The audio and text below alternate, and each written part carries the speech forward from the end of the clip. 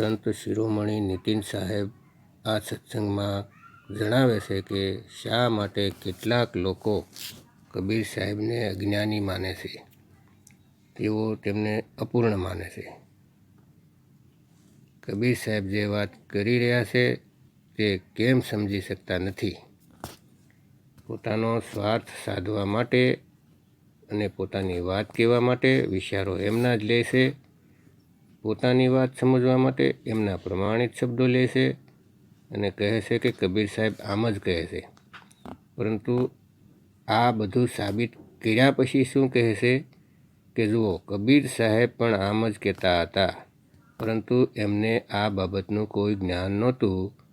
તેથી જ તેઓ સતલોકમાં પતાળલોકમાં જાય છે અને જન્મ મરણના ચક્કરમાં ફસાઈને રહી જાય છે. તમે જોયું જ હશે કે એક શિક્ષક જે PhD કરીને શાળામાં આવે છે, શાળામાં એણે દરેક વર્ગના બાળકોને ભણાવવાના હોય છે. પહેલાં તે 10મા ધોરણને ભણાવે છે, પછી એ પીરિયડ પૂરો થાય એટલે 12મા ધોરણમાં ભણાવે છે. ત્યારબાદ તે BSc કરે છે, તે વિદ્યાર્થીને પણ ભણાવે છે. તે જુદા જુદા વર્ગમાં જઈને જ્ઞાન આપે છે, અભ્યાસ સમજાવે છે. પરંતુ એના જ્ઞાનમાં કોઈ કમી નથી, કારણ કે તેણે PhD કર્યું છે. 10મા ધોરણના વર્ગમાં જઈને માત્ર ધોરણ 10માના અભ્યાસક્રમ વિશે જણાવે છે. 12મા ધોરણમાં જઈને તેમના અભ્યાસક્રમ મુજબ સમજાવે છે. તો જો કોઈ કહે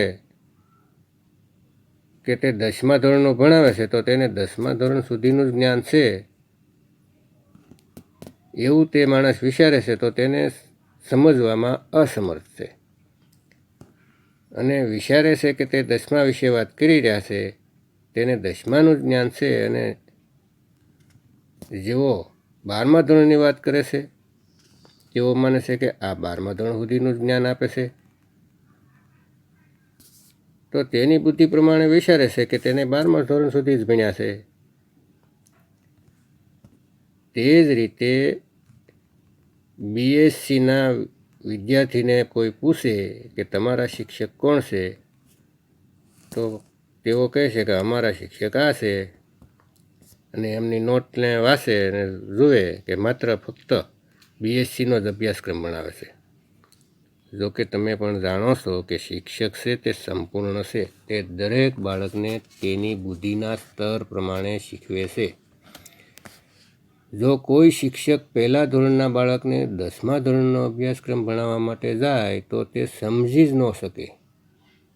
એ તમે પણ સમજો છો.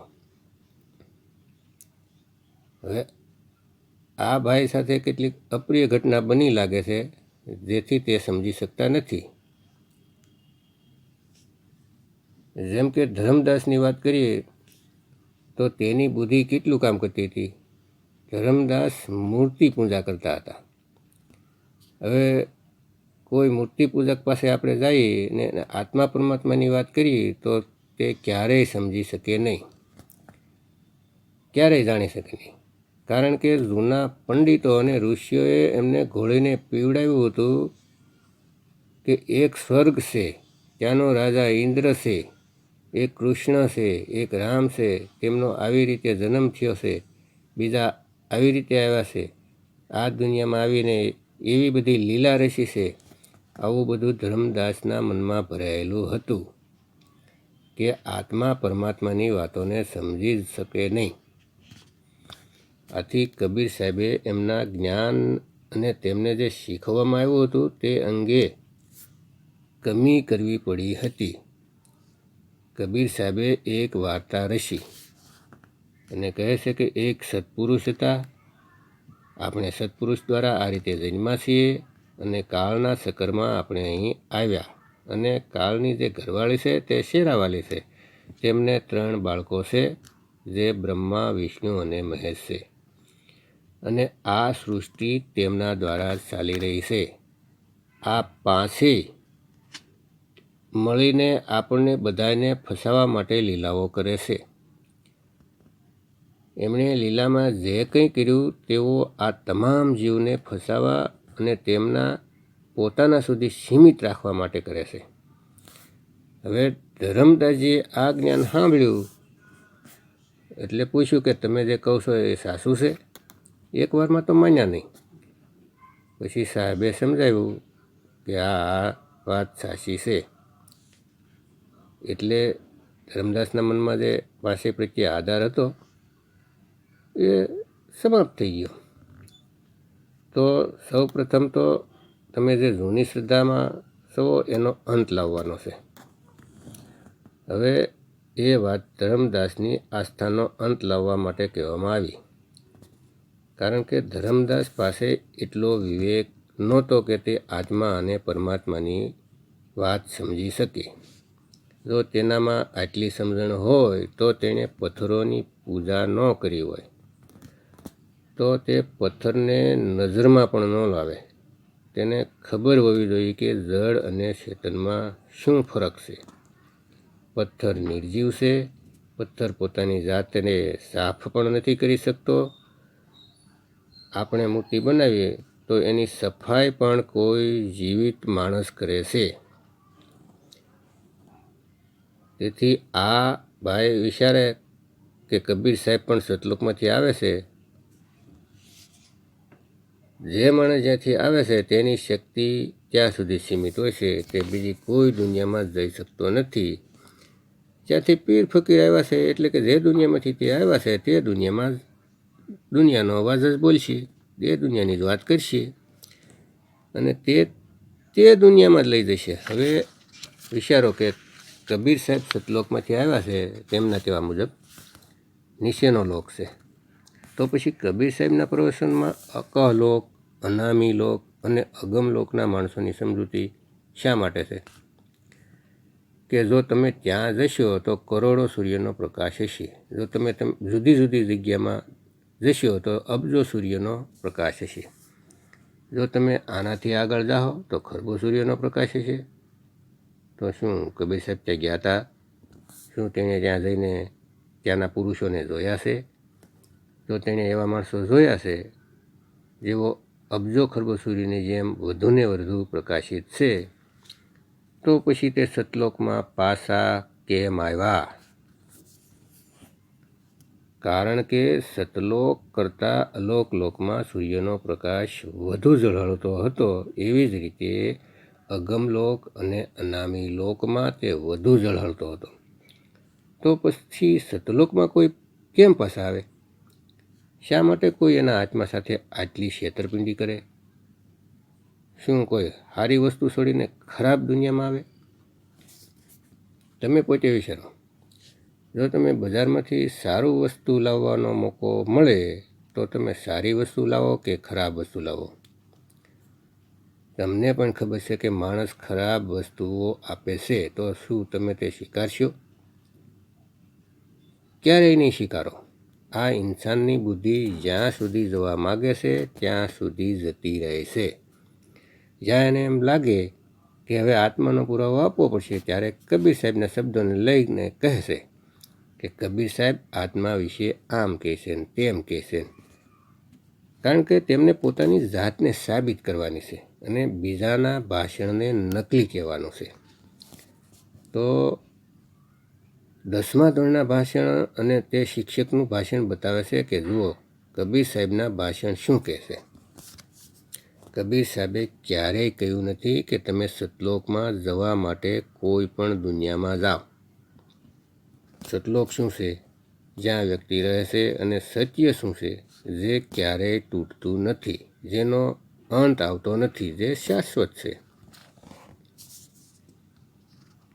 જ્યારે આપણી મતિ વિશે વાત કરી તો મતિ હાલમાં 3 લોકની મૂંઝવણમાં છે. 3 લોક એટલે સૂર્ય, ચંદ્ર, તારાઓ નહીં, તે શરીર છે. આ શરીરમાં 3 જગત છે.